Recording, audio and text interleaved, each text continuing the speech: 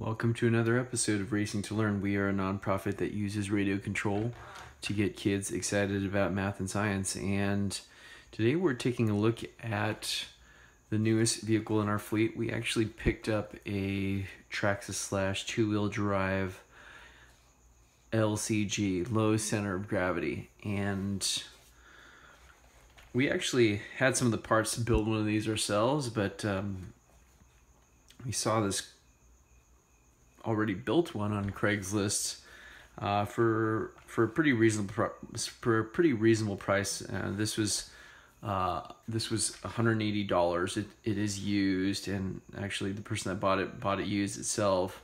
But it does come with a brushless system that he put in. It's a brushless ESC. This is a Leopard 4370 kV 9.0R turn brushless motor, and this is a Leopard V2 speed control, and it is a little bit dirtier than we bought it. Took it out in the grass today. It's actually pretty fast with this brushless system in here. A lot more powerful than the Valenian. The tires actually these are stock Traxxas tires.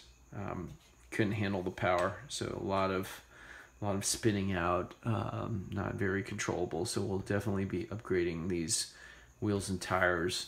And just wanted to show you guys just real quick what we're gonna do. We're gonna put in the extended battery mount kit from Traxxas. So this will let us fit our Venom 10,000 milliamp hour battery into this chassis, and our intention for this is to do some comparisons with the high center of gravity, the standard, the original / two-wheel drive chassis versus this, and just a couple things off the bat.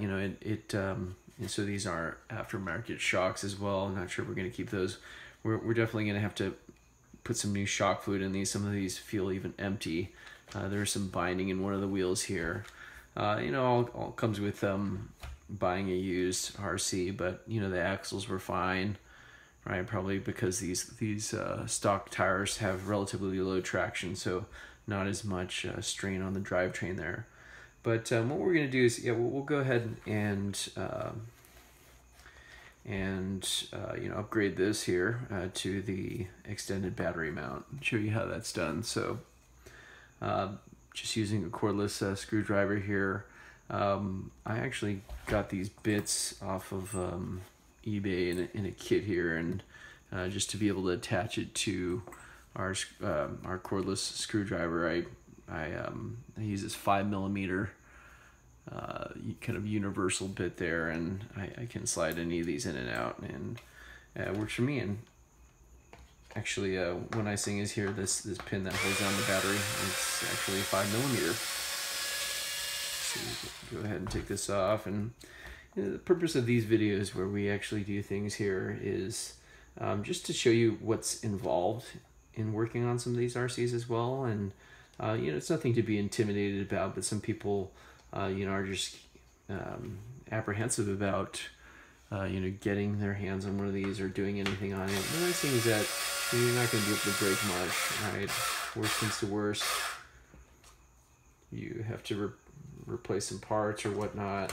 The other thing is the serviceability of these vehicles, right? Just the ability to fix something if it breaks, or alter or modify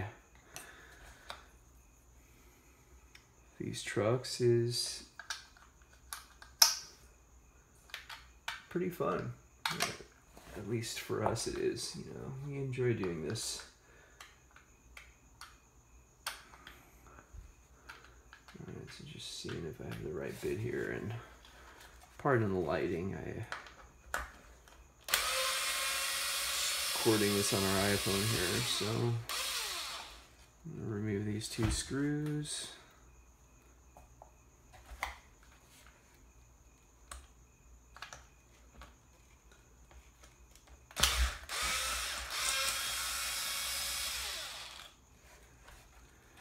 You'll notice that sometimes, or usually when I start these screws, I like to use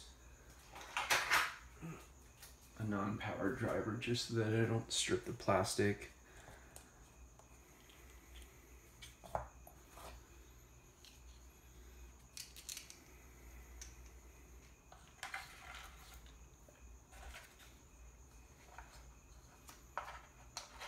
Actually, it looks like we might have some interference here with the speed control. We might be able to just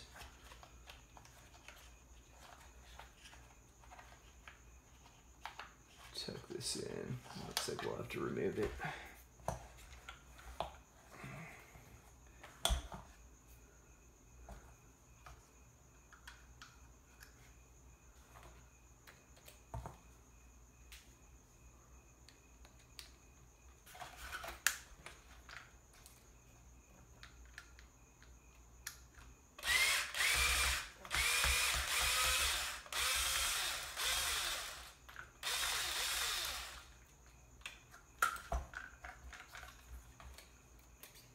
Looks like it was a homemade mount here to put the speed control on the shock tower there. We can just remove one of the mounts just to tilt it out of the way here. And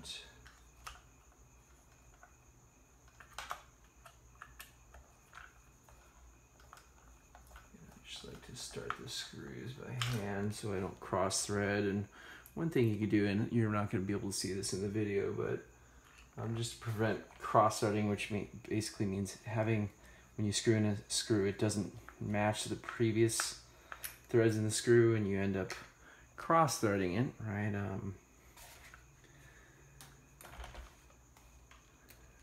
I like to usually kind of reverse a screw until I feel it click, and then actually screw it in. You know, click as in the threads line up. So just a little bit of a trick there. I'll go ahead and switch over to the power driver now. Now that we've got that screw started.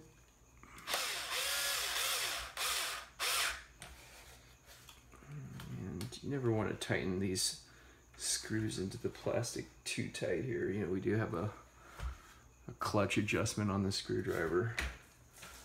Some folks like to finish off the screws by hand.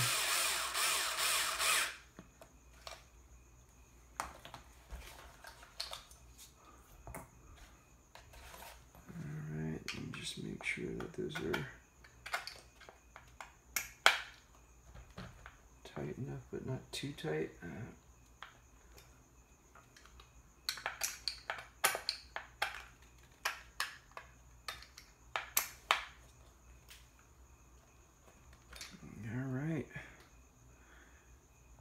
Should be good here. So this is also a new mount or